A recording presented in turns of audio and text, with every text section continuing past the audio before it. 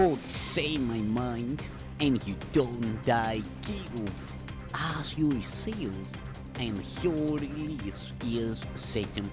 This is the season 3, the episode number 107 in the series How to Manifest Immortality, the Workbook Lesson 71, and the idea we are going to practice today is only God's plan for salvation will work.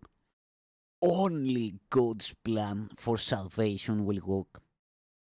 You may not realize that the ego has set up a plan for salvation in opposition to God's. It is this plan in which you believe. Since it is the opposite of God's, you also believe that to accept God's plan in place of the ego's is to be damned. This sounds preposterous, of course. Yet, after we have considered just what the ego's plan is, perhaps you will realize that however preposterous it may be, you do believe in it. The ego's plan for salvation centers around holding grievances. It maintains that if someone else spoke or acted differently, if some external circumstance or event were changed, you would be saved.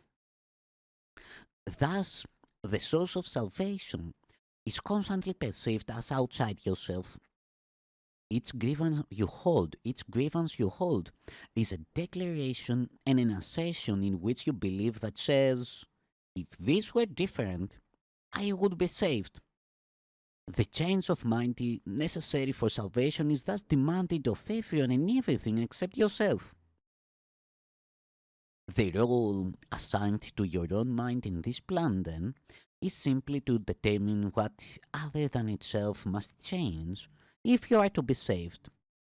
According to this insane plan, any perceived source of salvation is acceptable provided that it will not work.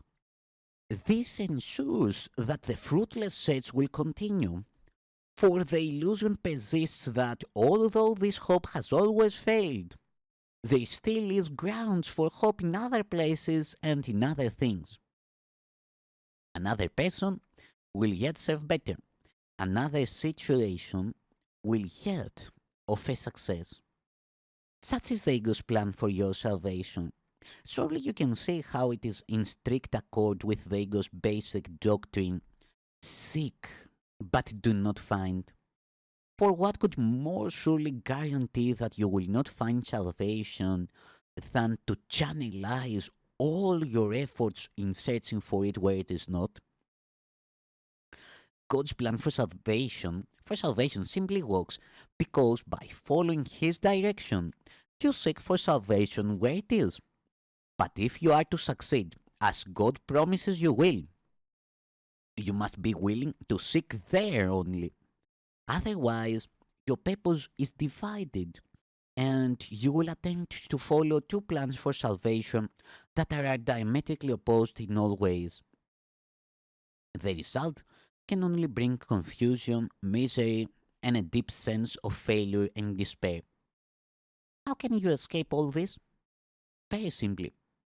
The idea for today is the answer. Only God's plan for salvation will work. There can be no real conflict about this because there is no possible alternative to God's plan that will save you. His is the only plan that is certain in its outcome. His is the only plan that must succeed. Let us practice recognizing this certainty today, and let us rejoice that there is an answer to what seems to be a conflict with no resolution possible. All things are possible to God. All things are possible to God. Salvation must be yours because of His plan, which cannot fail. Begin the two longer practice periods for today by thinking about today's idea and realizing that it contains two parts, each making equal contribution to the whole. God's plan for your salvation will work, and other plans will not. Do not allow yourself to become depressed or angry at the second part. It is inherent in the first, and in the first is your full release from all your own insane attempts and mad proposals to free yourself. They have led to depression and anger, but God's plan will succeed. It will lead you to release and joy. Remembering this, let us devote the remainder of the extended practice periods of asking God to reveal His plan to us.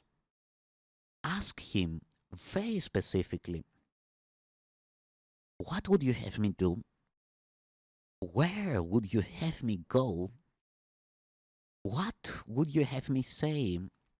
And to whom?